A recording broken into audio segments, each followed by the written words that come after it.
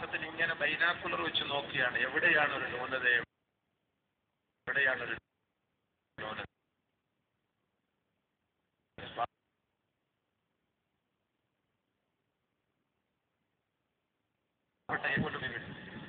ഞാൻ ഇതിനോട് പറയാമെന്ന് ഞാൻ നിൽക്കുന്നില്ല. കാരണം പറയുന്നവർ പറഞ്ഞോട്ടെ, ആഹ്റത്തിൽ നമുക്ക് വാരിയെടുക്കണമല്ലോ. നമുക്ക് അമലില്ലാതെ ഒരു ഫർദ് കൊണ്ട് പറയിപ്പിക്കാൻ അവരെപ്പോഴും വിവാദത്തില്ല. അപ്പൊ അതുകൊണ്ട് ബഹുമാനമുള്ള സഹോദരങ്ങളെ, നമ്മൾ ഇതിനെക്കുറിച്ച് പറയാൻ ഒരു മുബത്തദിയാണ്, അങ്ങനെയാണ് ഇങ്ങനെയാണ്. ഇപ്പൊ മുബത്തദിയായ ഒരു മനുഷ്യനെ എന്തുകൊണ്ട് SKSSFകാരെ വിളിച്ചു? നിലപാട് വ്യക്തമാക്കണം.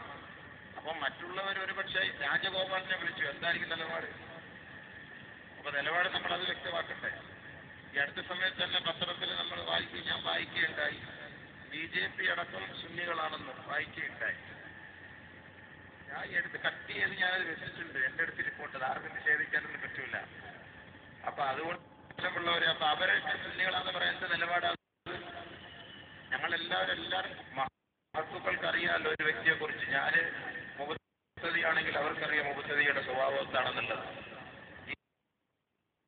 ഈ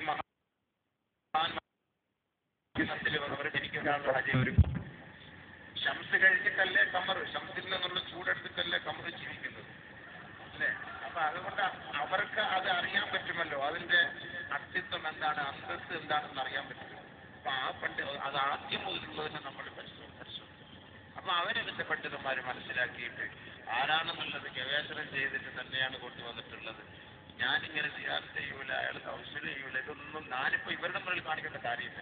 ഈ കാസർഗോഡ് താലൂക്കിയ സ്ഥലത്ത് ഇവിടുത്തെ മഹാന്മാരായ ഏതെല്ലാം മക്ബറുകളുണ്ടോ അവിടെ എല്ലാം പോയി സിയാറത്ത് ചെയ്തിട്ടുണ്ട്. പക്ഷേ ഞാൻ ചെയ്ത അമല് നമ്മളെ കൊണ്ട് പറയിപ്പിക്കണം, അത് തെറ്റാണത്. ഒരിക്കലും നമ്മളത് പറയേണ്ട കാര്യം. ആരെല്ലാം മഹാന്മാരുണ്ടോ, ഏതെല്ലാം പണ്ഡിതന്മാരുണ്ടോ അവരുടെയൊക്കെ മുന്നിൽ നമ്മൾ പോവുകയും മുസാഫഹത്ത് ചെയ്യുകയും ദുആ കൊണ്ട് വസിയത്ത് ചെയ്യുകയും സിയാറത്ത് ചെയ്യുകയും ഒക്കെ ചെയ്യുന്ന വ്യക്തിയാണ്. ഇതിനെ ഞാൻ എതിർത്തിട്ടുമില്ല, എതിർക്കാനും പോകുകയില്ല. എങ്ങനെ എതിർക്കാൻ നമുക്ക് കഴിയും? അല്ലാഹു റസൂല് അനുവദിച്ച കാര്യം നമുക്കിങ്ങനെ ഞാനാരാണ്? അപ്പൊ അതുകൊണ്ട് അങ്ങനെയുള്ള അഭ്യൂഹങ്ങൾ, തെറ്റിദ്ധാരണകളൊക്കെ നമ്മൾ മാറ്റിയെടുക്കണം. അതാണ് നമുക്ക് വേണ്ടത്. അല്ലാഹു ആഖിറ നൽകാൻ